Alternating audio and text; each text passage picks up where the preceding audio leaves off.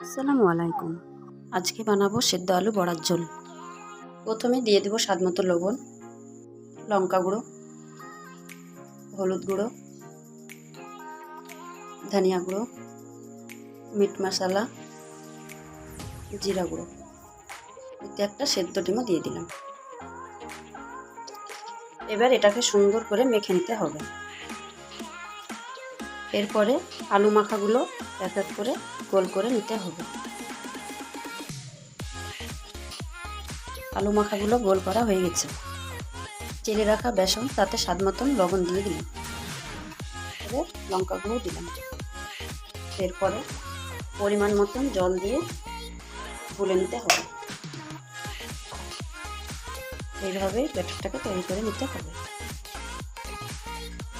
এরপরে কড়াইটাকে উনুনে চাপিয়ে দিলাম। কড়াইটাকে তাতিয়ে নেওয়ার পরে সরিষার তেল দিয়ে দিলাম।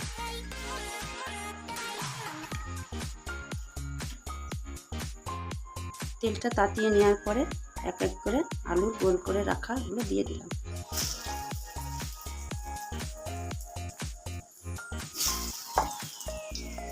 এরকম লাল লাল করে সবগুলো ভেজে নিতে হবে।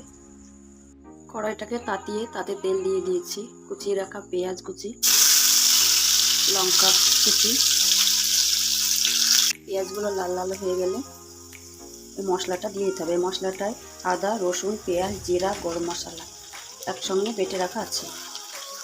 স্বাদ মতন লবণ গুঁড়ো, হলুদ গুঁড়ো, মিট মশলা, কুচিয়ে রাখা টমেটো। মশলাগুলো ভালো করে নেড়ে চেড়ে ঢাকা দিয়ে দিলাম। এরপরে মশলাটাকে আবারও ভালোভাবে কষিয়ে নিতে হবে। মশলাটা থেকে যখন তেল ছেড়ে দেবে তখন পরিমাণ মতন জল দিয়ে দিতে হবে। ধনিয়া পাতা কুচি করা ছিল তাও ছড়িয়ে দিলাম। ঝোলটা ফুটে উঠলে এক এক করে পকোড়াগুলো দিয়ে দিলাম। রেডি আমার আলু সিদ্ধর বড়ার ঝোল। চাইলে ভাতের সঙ্গে, রুটির সঙ্গে, লুচির সঙ্গেও আপনারা খেতে পারেন।